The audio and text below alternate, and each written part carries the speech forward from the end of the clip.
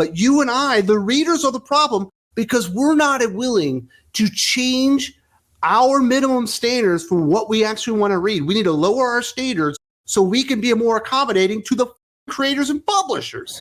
We got to talk about this article recently from Popverse claiming that they wanted to talk about how to save DC and Marvel in 2024, and they absolutely provide no reasons or ideas to save DC and Marvel, Doc, but just basically ended up crapping all over the fans and saying it was our fault. You know, when I got to the bottom and I saw Graeme McMillan's name at the bottom, I was like, oh, yeah, this tracks, because this is the dumbest fucking article full of non-suggestions, non-solutions that I have ever read in my entire life, except for to say that, well, Mark Miller might have a point, but we should keep totally doing the exact same thing we're already doing. I thought it would be interesting to check out, and then when I actually read it, I was like, well, no, it was more laughable than anything. But starting out, he says, something that should be considered is that there's an argument to be made that DC has already been attempting a variation of what some have been demanding for the past year already, courtesy of the Dawn of DC initiative, a focus on the big name characters with the biggest creators at the company today. That's been a success for DC and certainly raised DC's profile inside the existing comic book market. But this hasn't been noted by those who believe that big names on big characters will change the industry. And this is just so full of lies. DC comic sales are lagging even further behind Marvel Comics in 2023. I just did a wrap up. Almost half of all the comic books they delivered in 2023 were outside the top 100. There really aren't sales, and they didn't really increase their profile whatsoever. And this idea that we've got the biggest creators on the biggest characters. You don't even have a fucking Justice League book. Who's the big creator? Chip Zdarsky, who had like half of a good Daredevil run and 2/3 of a good Spectacular Spider-Man run that was only like 20 issues or something like this? Who is it? Ram V and any comic book writer on a Batman book? Like, who's the big name? I guess it's Josh Williamson writing everything. What big names are at DC? I guess you could say they have a couple of big names for today's market. Not a single one has ever put an ass in a seat. But here's the thing. Graeme McMillan is so fucking stupid that he thinks Cy Spurrier is an actual big name. He thinks that Josh Williamson, as nice as of a guy as he is, and as good of a writer as he is a big name. He thinks Chip Zdarsky is a big name. He thinks Ram V and Mark Waid are big names. None of those people are names. They're barely people that you remember in an era where you had a Brubaker, a Hickman, a Bendis, a Mark Miller, Grant Morrison, and all those other ones. None of those people would be even mentioned in the same sentence. No. Josh Williamson's a perfectly great C-list writer that you put on some somewhat successful comic book characters, but you never put him on Superman or Batman or Justice League because he's not going to increase sales because he doesn't have a name. But he's their biggest writer, I guess, maybe outside of Tom King. Is Tom King still a name? I don't even know at this point. But he's on Wonder Woman, and the sales are going down. Next up, asked how they'd fix the industry, Grant Morrison argued it's for a younger generation of creators to fix what seems to be broken to them, adding, comics like pop music rely on fresh voices to sing the old standards in a way that resonates with the new audience. That might be the answer to re-energizing Marvel and DC in terms of sales. The idea of finding new voices that resonate with readers in such a way as to build a new audience that will ideally grow to sample other comics and become voracious readers across the board. And I mean, I kind of understand his point here. I disagree with it completely. All the people that are the younger writers in comics have demonstrated their complete incapability of fixing it. I understand his argument is he's basically gotten to the Alan Moore era of, I'm an old man, it's somebody else's job to fix it, I don't care anymore. I think we've seen that the young and up and coming creators don't have a goddamn clue. I mean, the same way that music, if you're looking at it, because he likened it to, pop music. If you look at pop music right now, the rest of the pop music charts are made up of SoundCloud rappers and a bunch of one-hit wonders. Is there anyone that's actually like a pop star? No. In the same way that there's nobody out there in the comics industry that is a rock star comic creator that draws hype, that has an it factor, that can excite people. It seems like this entire article is talking about some sort of mechanics issues with comics, reorganizing the decks on the deck chairs on the fucking Titanic. And not a single person here is talking about the fact that nobody here has a spark. Nobody has anything special. Well, no, what he's saying is people have been asking for this for years. Look at Dawn of DC. We gave it to them. They still don't like it.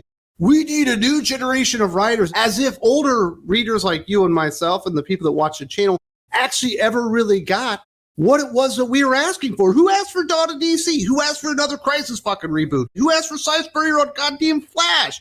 Who asked for a reset for all this stuff? Nobody. We just want good interpretations of the characters, but they never deliver that. But this guy wants to pretend like they just gave all that to us. Here's what I'm talking about. Perhaps the true solution is a combination of both approaches, bringing back big-name creators for top-tier characters while building a new generation of creators, creating new voices for a new audience on other books throughout the line simultaneously, with an eye to those creators inheriting the top titles in time, leaving space for the next generation of creators to come in as the newer voices and so on. My goodness, this guy types as he's thinking. Yes. It's a simple theory and one that should be workable in practice, but in order for it to truly succeed, a bigger change needs to occur than any publishing or editorial initiative. Comic book readers need to become more open to something other than their own needs and desires when it comes to their favorite characters.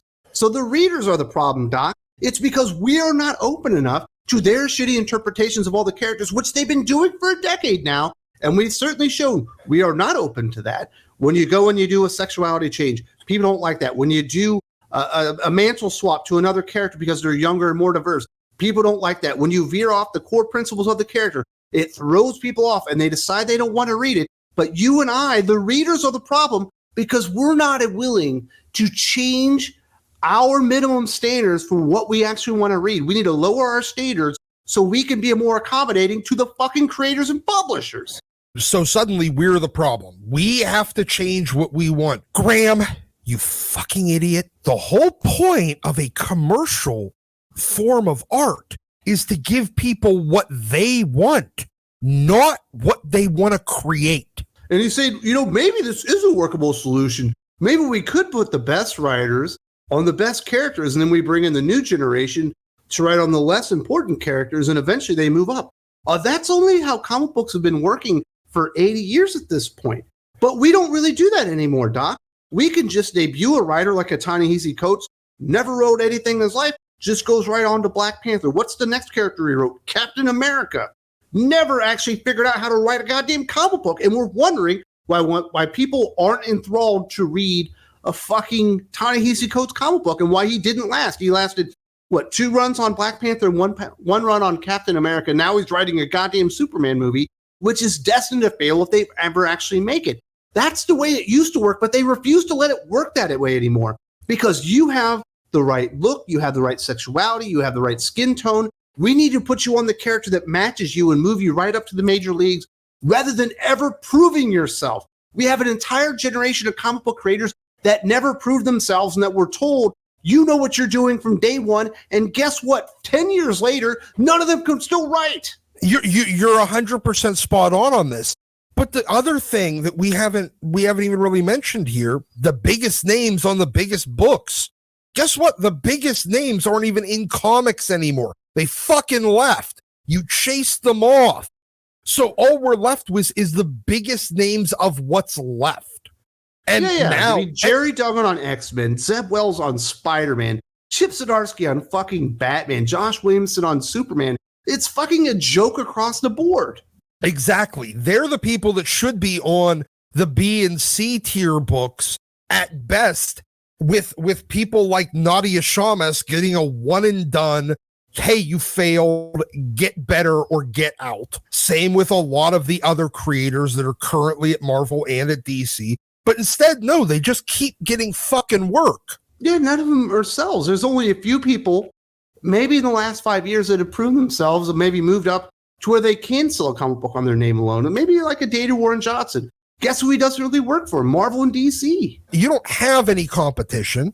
because the only people you can get are people that can't work anywhere else. Everyone else that is even remotely competent is going to a different industry because they realize the only way to get up here is to either play some weird political game, match whatever diversity bingo checkboxes you want, because selling fucking comics was obviously not the metric that was used.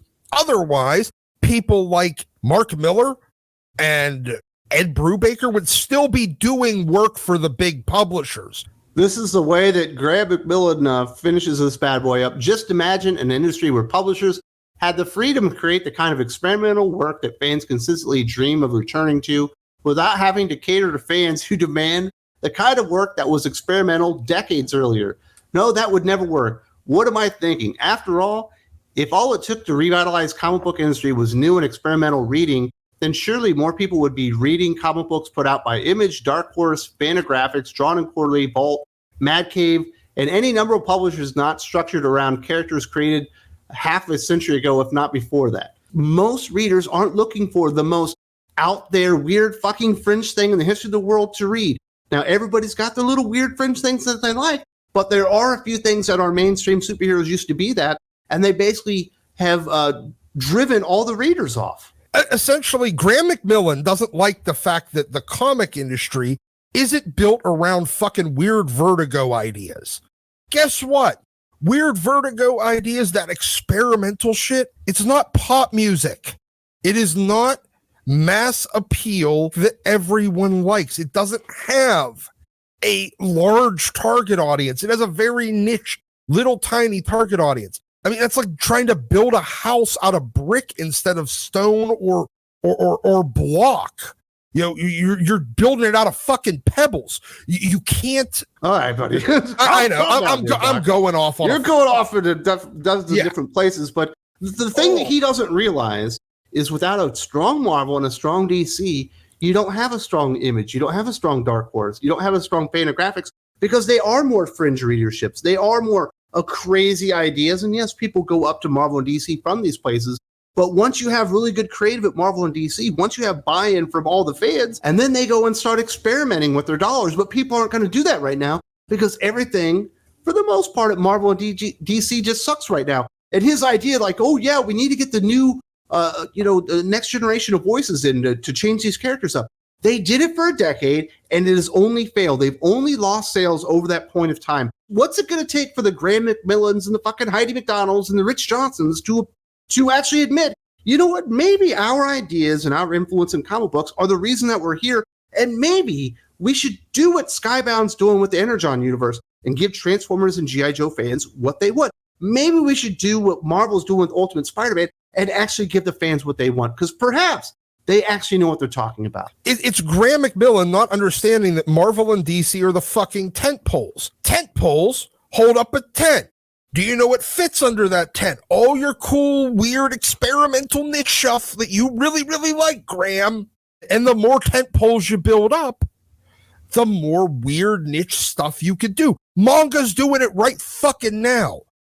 Every Berserker and Chainsaw Man and My Hero Academia and One Piece are holding up that fucking industry so that you could do your goofy baseball, lesbian, bike riding manga that people still actually read. There's a huge industry that allows them to experiment inside of it with less of a fear of it needing to be the most commercially viable or commercially successful thing in the world. You know, back in the 80s and the 90s, you had Vertigo, you had the black and white revolution, you had the British invasion. That's why Image and Dark Horse and Mad Cave and all the other publishers that you mentioned, that's why they're able to exist, because there was a strong Marvel and a strong DC giving people what the fucking wanted.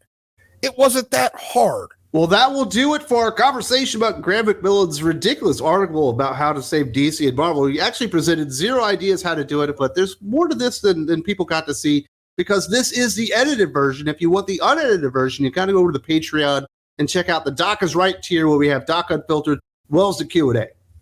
Yeah, I might have. Fuck Graeme McMillan.